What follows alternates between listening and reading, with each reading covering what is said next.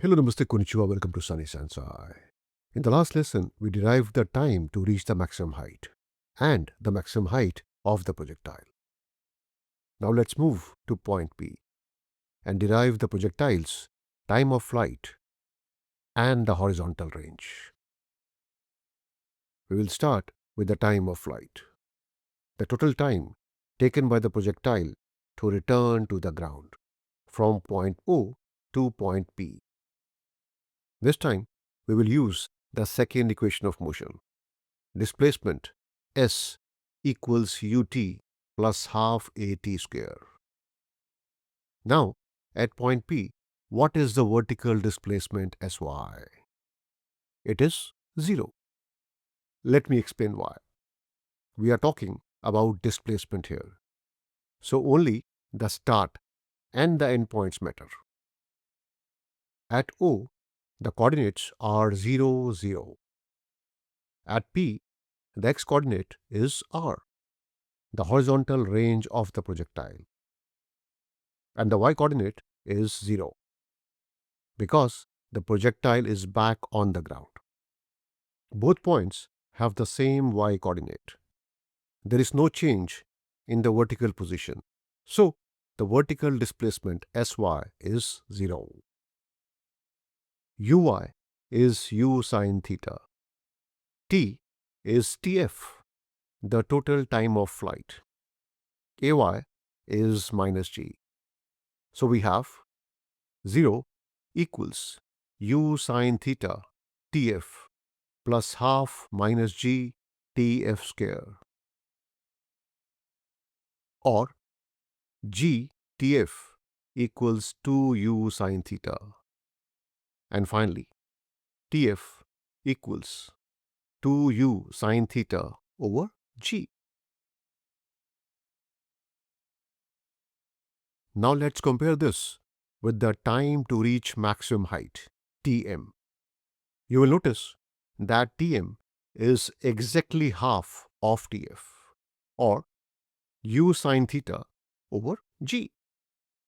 The projectile path is parabolic and symmetric, so the upward journey takes the same time as the downward journey. We will now derive the range r of the projectile, the total horizontal distance it travels. Once again, we start with the second equation of motion. S equals ut plus half at square. Now, in the horizontal direction, displacement Sx is the range r. Horizontal velocity ux is u cos theta. Time is Tf. Acceleration ax is 0. This gives us r equals u cos theta Tf.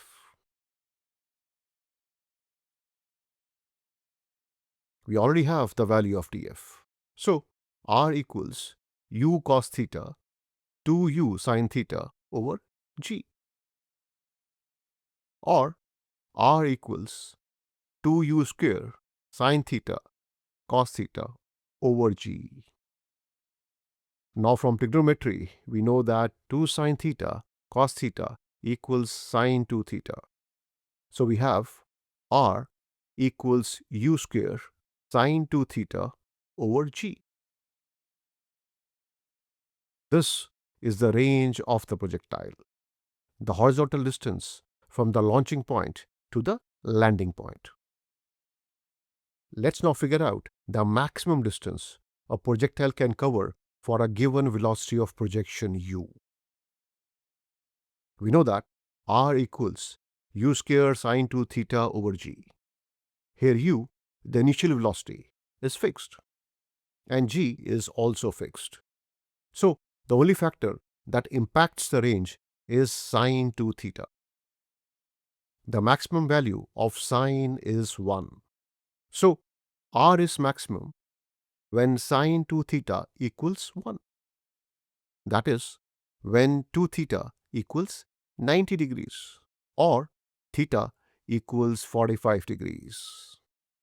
Therefore, the maximum range R max equals u square over g.